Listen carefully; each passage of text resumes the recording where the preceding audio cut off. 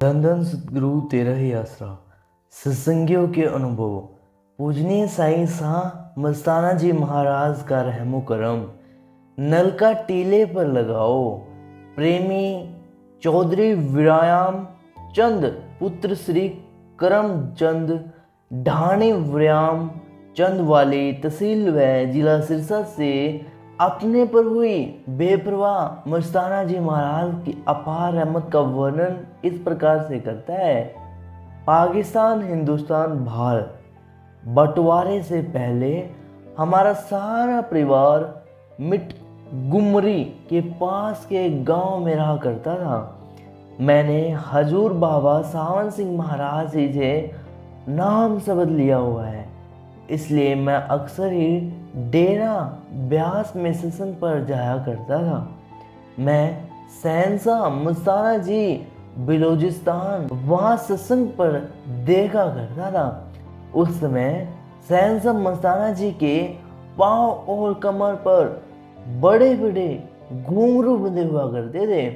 सहनशाह मस्ताना जी हजूर बाबा सावन सिंह जी महाराज के सत्संग में खूब नाचा करते थे। पूजनीय बाबा जी सहनशाह मस्ताना जी को अपने पावन कर कमलों से आशीर्वाद देते और इशारा करके रोगा करते और वचन फरमाते, हजम कर मस्ताने, हजम कर, तूने बागड़ दा बादशाह बनाया है, तेनू मालवे दा बादशाह बनाया है। एक दफा तो बेपरवाह जी के हुक्म मानकर नाचे से रुक जाते और बैठ जाते, परंतु कुछ समय बाद फिर नाचने लग जाते। सहनशाह मस्ताना जी ने उस समय डेरा ब्यास की उत्तरी दिशा की दायरे ब्यास के किनारे डेरे से 2.5 मील दूर एक कीकर के नीचे अपनी कच्ची गुफा बनाई हुई थी। बाकी साधुओं की गुफाएं डेरे के नजदीक थी। मैं भी वहां पर सहनशाह जी के दर्शन करने के लिए चला जाया करता था। उस गुफा में 5-6 आदमी मुश्किल से बैठ सकते थे। जो आदमी भी मैंने सहनशाह जी के पास बैठे देखे, उनसे वहां पर मैंने केवल मालिक सतगुरु की ही सुनी। सहनशाह जी सत्संग के प्रोग्राम की समाप्ति के तुरंत बाद अपनी गुफा में पहुंच जाया करते थे।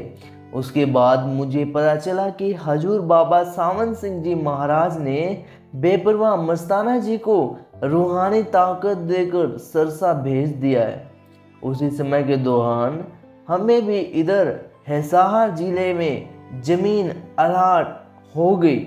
पहले मैं डबवाली गांव, फिर सिरसा के नजदीक हिसार रोड पर जमीन अलाट हो गई, जहां पर अब हम ढाणी व्यायामचंद में रहते हैं। यह इलाके पहले हिसार जिले में पड़ता था।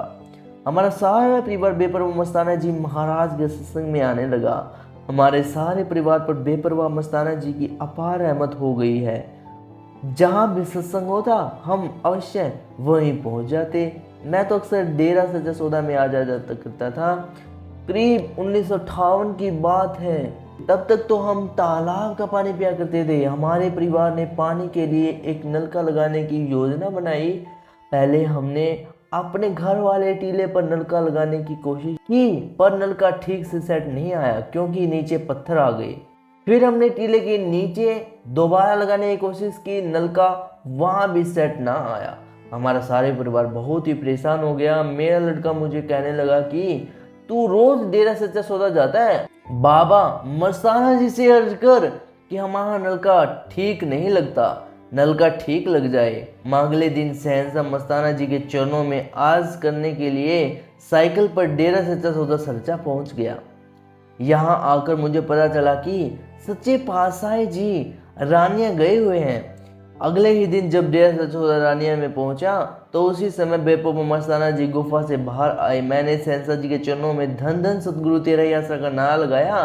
बेपरवाह जी ने मेरे और मेरे सारे परिवार और पशु डंगरों की कुशलता पूछी। फिर मैंने दयालु सतगुरु जी के चरणों में आर्ज की कि साईं जी हमारा नलका ठीक से नहीं लगता। सहनशाह मस्ताना जी ने वचन फरमाए, बट पड़े नलका। सेवादारों की तरफ इशारा करके वचन फरमाए, इसे गेट पर लिखा दिखाओ। एक सेवादार मुझे डेरे के गेट की तरफ ले गया। मैंने उसे कहा कि मुझे सब पता है जो लिखा है।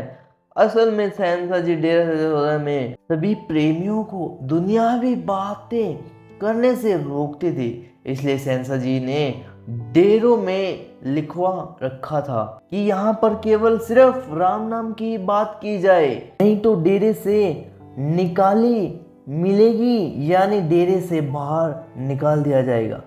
मुझे इन बातों का सब पता था, फिर भी मेरा मन क्रोध उठा। पर शहंशाह जी टीले पर जाकर विराजमान हो गए और सेवादारों को हुक्म फरमाया कि किसी को भी हमारे पास नहीं आने दिया जाना चाहिए।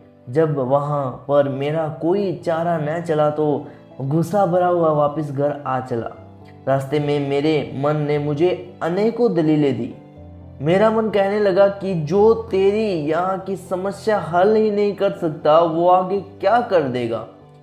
मैं आज के बाद सच्चे सौदा नहीं जाऊंगा। मैंने घर आकर सारे परिवार को कह दिया कि आप सच्चे सौदा नहीं जाना, वहां पर क्या रखा है। न मैं जावा न किसी ने और जाना है। अब अपने छप्पर पानी पी लिया करेंगे। उपरोक्त घटना के 8 दिन के बाद मैं अंदर निंद्रा अवस्था में पड़ा हुआ था। मेरे मन में एक ख्याल आ रहा था कि कोई बादशाह से रूठ जाए तो बादशाह का क्या बिगाड़ देगा, अगर कोई फकीर से नाराज हो जाए तो फकीर का क्या बिगाड़ेगा। इन ख्यालों के साथ ही मुझे डेरा सच्चा सौदा में बेपरा मस्ताना जी महाराज के दर्शन हुए। शहंशाह जी ने मुझे वचन फरमाए कि तू यहाँ आ। इतने कहकर शहंशाह जी दिखते ही दिखते ओझल हो गई। मुझे बेपरवाह जी के दर्शन से असीम अलौकिक खुशी मिली जिसका कोई भी शब्दों में मैं वर्णन नहीं कर सकता। मैंने उस समय उठकर अपने सारे परिवार उपयुक्त सभी बच्चों को सभी को बात बताई। कहने लगा कि सारे परिवार ने आज डेरा में जाना है, बेपरवाह जी मस्ताना जी ने बुलाया है। सारा परिवार में खुशी की लहर दौड़ उठी। हम सभी बहुत ही खुशी के साथ हमें खुदा ने बुलाया है। हम सुजान कोटली रेलवे स्टेशन से रेलगाड़ी पर चढ़कर डेरा सच्चा पहुंच गए। उस समय डेरा सच्चा में सच्चे पातशाही जी सत्संग फरमा रहे थे।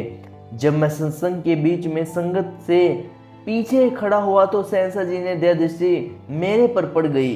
सच्चे पातशाही ने फरमाया, आगे आने दो, चौधरी को रास्ता दो।